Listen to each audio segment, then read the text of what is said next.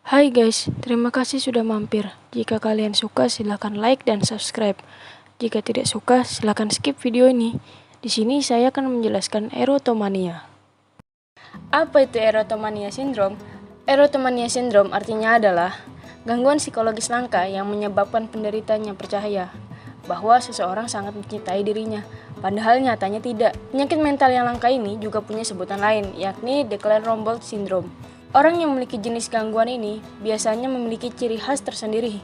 Mayoritas penderita adalah kaum wanita yang penampilannya kurang menarik, suka menarik diri dari lingkungan, dan menyendiri, serta jarang mengalami kontak seksual. Kebalikan dari penderita, si pujaan hatinya tersebut biasanya justru adalah orang yang memiliki kedudukan tinggi di masyarakat, misalnya selebriti, tokoh terkenal yang kaya raya, atau punya kedudukan sosial yang tinggi. Bahkan parahnya, mereka kadang juga percaya bahwa orang asing yang baru saja mereka temui jatuh cinta pada mereka. Walaupun kebanyakan penderita adalah wanita, tidak terkecuali kaum pria juga bisa mengidap gangguan ini. Jika gangguan ini terjadi pada kaum pria, biasanya dapat muncul tindakan-tindakan yang lebih agresif, sampai pada tindakan kekerasan. Simpulannya, gangguan erotomania dapat menyebabkan delusi dan perilaku mania atau kondisi fisik dan mental yang sangat bersemangat, yang kadang menimbulkan perilaku tidak rasional. Apa tanda-tanda orang mengidap erotomania syndrome? Mencurigai seseorang sedang menaruh hati pada Anda sebenarnya masih wajar. Jika Anda mengalami ini, bukan berarti Anda pasti mengidap suatu gangguan psikologis. Ada beberapa indikator yang harus dipenuhi sebelum seseorang diagnosis dengan gangguan psikologis ini. Tanda seseorang dicurigai memiliki erotomania syndrome adalah penderita merasa bahwa si pujaan hati mencintainya dan berhasrat pada dirinya. Si pujaan hati tersebut biasanya memiliki status yang lebih tinggi, contohnya selebriti, atasannya di kantor, kakak kelas, atau sosok yang dikagumi banyak orang. Penderita menganggap bahwa sosok pujaan hati yang lebih dahulu jatuh cinta terhadap dirinya. Penderita menganggap bahwa si pujaan hati juga lebih dahulu mendekati dirinya. Orang lain melihat tindakan dan respon pujaan hati biasa saja, tetapi penderita erotomania malah menganggapnya sebagai bukti cinta. Merasa banyak alasan untuk membenarkan bahwa si pujaan hati memang menyukai dirinya. Kondisi ini bisa berlangsung dalam jangka waktu yang lama, bukan cuma seminggu atau sebulan ya.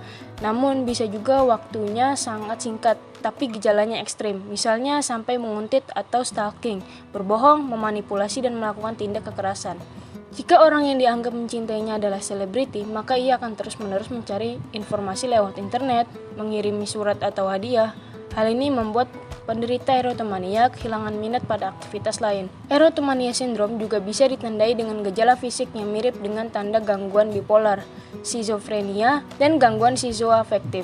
Di antaranya adalah pada waktu-waktu tertentu merasa sangat bersemangat hingga melakukan aktivitas lebih banyak dari orang lain, kesulitan untuk tidur, berbicara banyak hal berbeda dalam waktu yang singkat, mungkin juga membicarakan kebohongan tentang orang yang dianggap mencintai dirinya.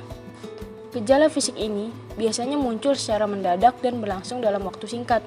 Perubahannya sangat amat kentara, mengingat umumnya pengidap Declerc-Rombault syndrome adalah penyendiri.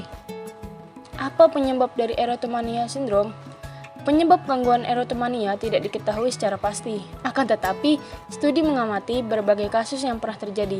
Salah satunya kasus Robert Hoskins pada tahun 1995. Hoskins percaya bahwa Madonna mencintainya dan percaya penyanyi terkenal tersebut ditakdirkan untuk menjadi pendamping hidupnya. Hal ini membuat Hoskins menjadi obsesif dan menguntit Madonna secara diam-diam dengan memanjat pagar rumahnya beberapa kali. Kemudian di tahun 2016, kasus erotomania juga terjadi pada wanita usia 50 tahun. Wanita ini melakukan konsultasi ke psikolog dan melaporkan bahwa atasannya jatuh cinta pada dirinya. Dan ia percaya bahwa suaminya berusaha menghalang-halangi perasaan atasannya tersebut. Setelah diselidiki, hal ini tidak sesuai dengan apa yang dilaporkan oleh wanita tersebut.